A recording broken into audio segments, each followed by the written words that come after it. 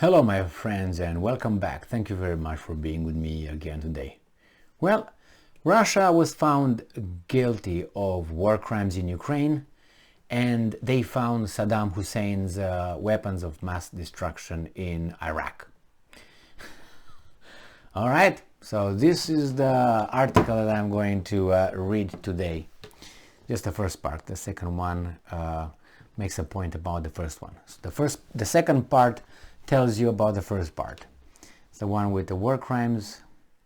The story is done by the weapons of mass destruction. This article comes from the New Voice of Ukraine from 23rd of September 2022.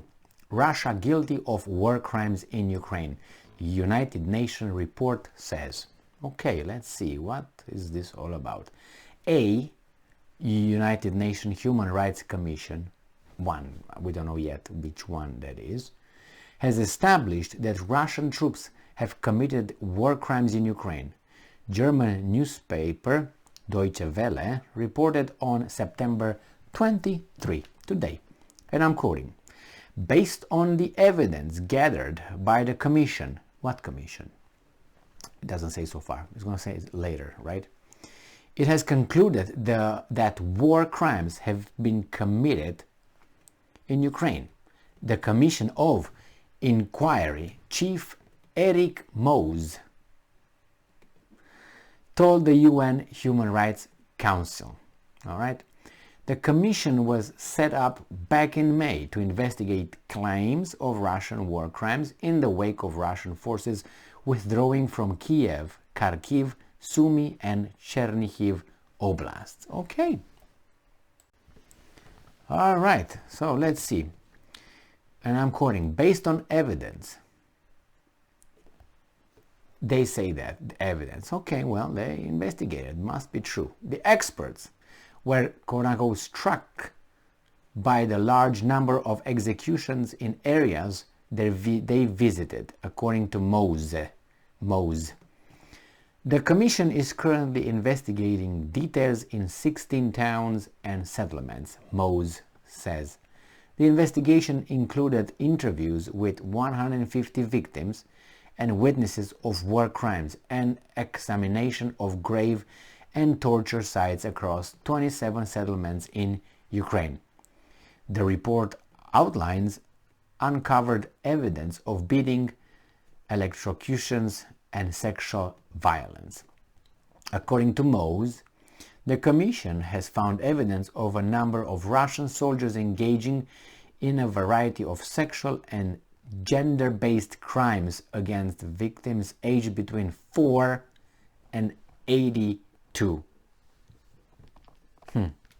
Okay, well, if Mose found that, then, and this is, remember, this is United Nations, so United Nations is a, whatever, man. If they found it, they found it.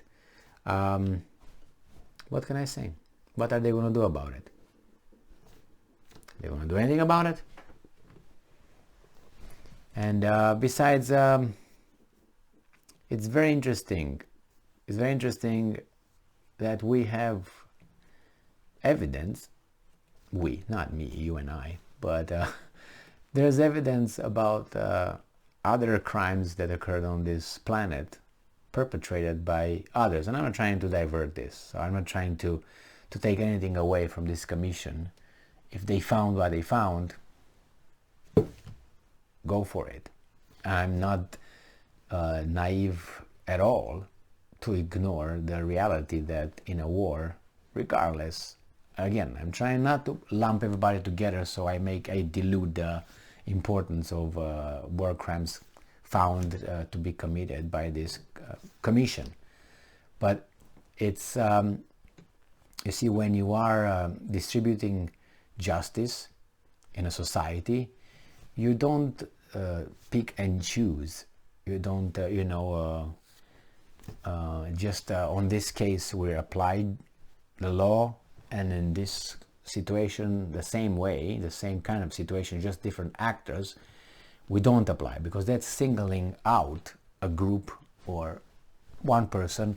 So for instance, if I commit a crime and I'm punished for that, which I should be if it's it's an illegality that I committed, a crime. But let's say my neighbor commits the same crime and he's not. On the contrary, he sits in a commission that will find me guilty of committing this crime, or maybe he's a judge. Well, I don't like that. I mean, that's not justice. So obviously when they come to arrest me, I will respond. I will defend myself. I will resist arrest, because I will point out that he did the same thing that I did many times, and you're trying to punish me. Well, okay, if I am guilty, then he's guilty. And because his crimes were committed before mine, I would like you to take care of him first. And after you take care of him first, then you come to me and take care of me. And then I would say, yes, if I committed a crime and there's evidence and is a, beyond any reasonable doubt and all that, that's fine. It meets the criteria. I'm good. So that's why when I hear these kind of things, UN came and UN said this. UN made a report about against, for instance, Israel in Gaza. I can remember his name. He was he was a Jewish investigator. If you can't believe that, I think I can't remember his name right now. But if you want to hear exactly what I'm talking about, watch Norman Finkelstein, and he's going to tell you about those crimes and all that. The report, I can't remember, it just escapes to me right now, the name of the Goldman, I think it was Goldman, or Goldberg, I think it was Goldberg report. Look for the Goldberg report about 10, 12 years maybe ago, when the Israel went and used cluster bombs and something like that. But watch Dr. Norman Finkelstein, a self-hating Jew, by the way. So we got the crap. He got an argument with Dershowitz, and some people say he lost a tenure in university, DePaul University. So yeah, more than that, our Dershowitz, great guy, not. So anyway, he's an expert on constitutional right and all that. I think he defended O.J. Simpson. He was part of the team.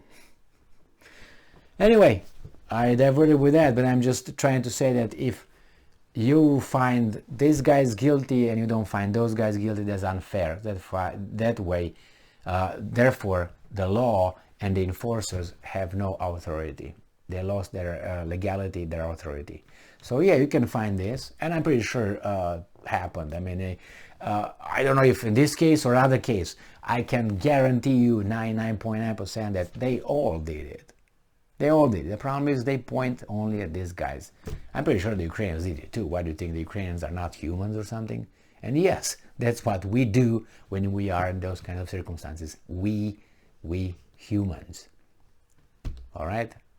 Human organisms, that's what we are. Thank you very much for being with me again today. Stay strong, stay smart, look for the truth, and be just.